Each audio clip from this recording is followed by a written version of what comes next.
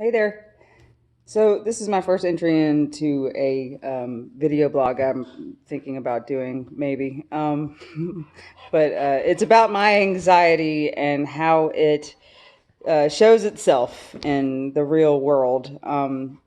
You may know me as someone who shows quite a bit of confidence, but that is not what is truly going on in the inside. And I thought that when these special anxiety moments pop up, I'd share them so that not only for me, it's very therapeutic for me, but also if there's anybody out there who is also struggling with anxiety, um, to help them as well. So this weekend I went to Asheville with the girls in my family. So that was me and my sister Mary, who lives in South Dakota. So it's always good to see her. And my mother, who I see every day, but it's always good to see her too. And my Aunt Rhonda, who I love dearly as well. And my two cousins, Mandy and Danielle, who live in different places. So it's always good to see them.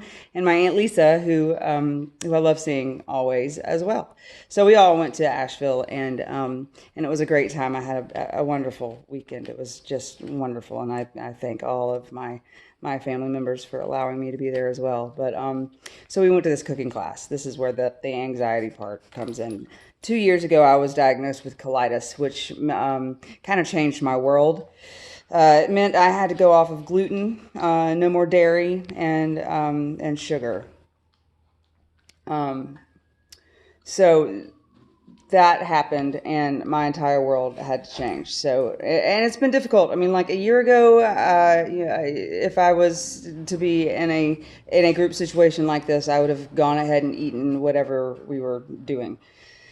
So anyway, we went to this cooking class, which was a barrel of fun. And if I didn't have these restrictions, it wouldn't have been a problem. But I do have these restrictions, and through the course of the cooking class, there were some things that happened that made me feel like a real problem.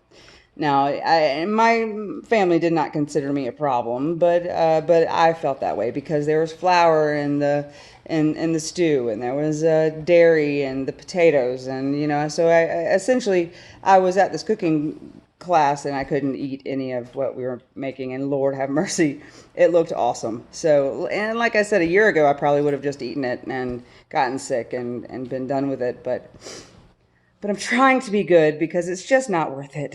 And so that's where the anxiety started. By the time things were going and cooking, I ended up having a full blown panic attack in the bathroom, and I kept doing this facial twitch that I don't normally do, and couldn't breathe, and my heart started racing, and I was freaking out, crying, and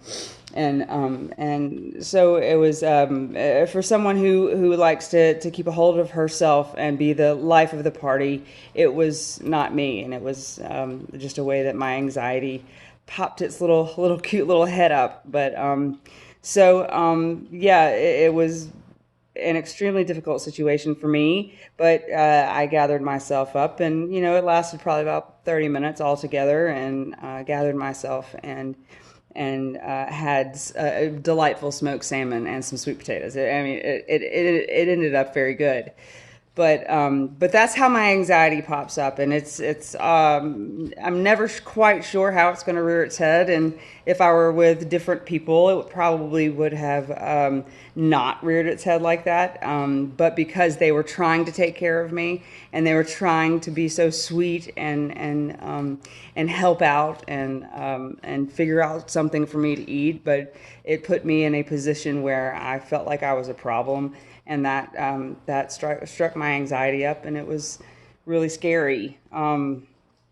So anyway, this is what I plan on doing, is just when my anxiety pops up the way that it can, to share my experience and to let you guys know that there are other people that deal with it.